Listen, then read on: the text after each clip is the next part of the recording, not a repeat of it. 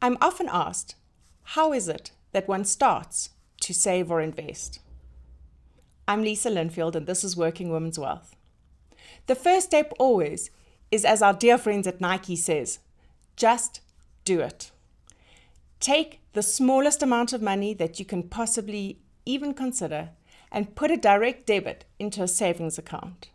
Start to create the behavior of saving. It doesn't matter how much the money is, just start saving.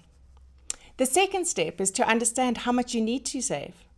There are many tools on websites that are able to tell you roughly, and please note it's roughly, how much you should be saving every single month in order to live the life that you need to live. Now, the most important thing about knowing that number and knowing how much it is that each of us should save is that it sets a goal and it creates a space between where you currently are now and where you need to be. And that space, if your vision is strong enough, is something that each of us as human beings will work to get over.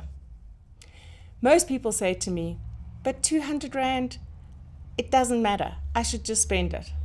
But I'd like to tell you that the second component of investing is time. The longer the time you have, the more you're able to save. If you save just 200 Rand, which is less than $20, at our growth rates in South Africa, you're able to have 280,000 Rand in 20 years' time.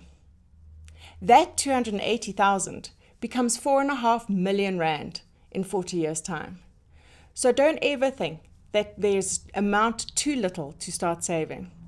It's the beauty of compound interest, or free money on free money. The third step is to be able to create the disciplines to save more and more each year. And the great thing about that is that there are many ways that we don't feel which help us to save more money. The first is, every year when your salary increase comes, take half of it and invest that.